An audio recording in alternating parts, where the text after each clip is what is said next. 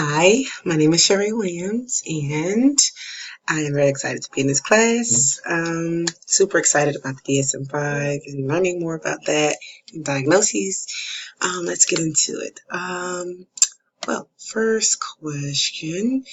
Describe my work role. Well, right now, currently, I actually have a new job. I work in Trenton for a nonprofit where we do housing for accompanied and unaccompanied pregnant and unaccompanied youth, where I help them with transitional housing and rapid rehousing.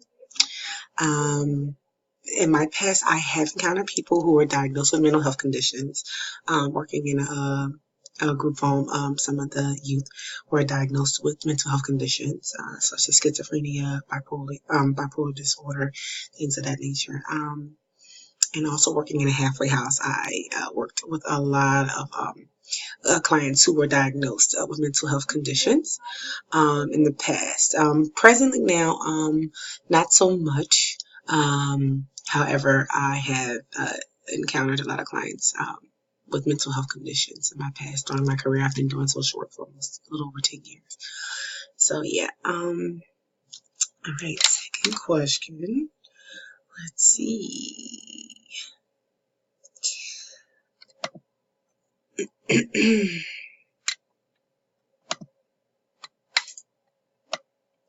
What are my beliefs about mental health diagnosis? I believe that some people are misdiagnosed.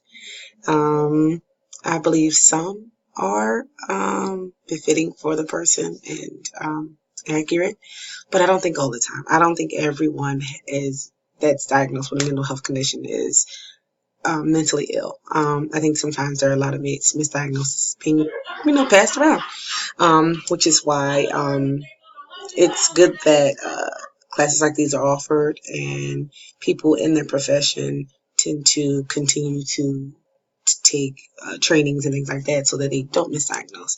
And I think that's really important. No matter how long you've been in your field, I think you can never stop learning your craft and getting better at what you do.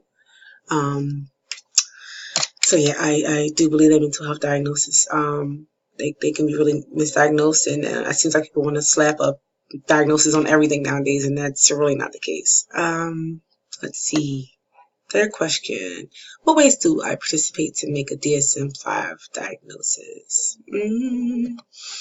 I would say ways that I would participate in making a DSM-5 diagnosis would be through definitely careful examination, and I would definitely do a chart, if anything. So to kind of give myself like an outline to follow step by step, to kind of steer from misdiagnosing. But I would say I would definitely rely on a chart and really taking my time with assessing and yeah, because like I said before, misdiagnosis are handed out like water nowadays, and I definitely won't want to be one of those.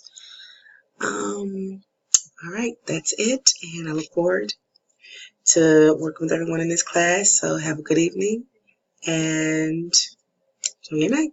Bye.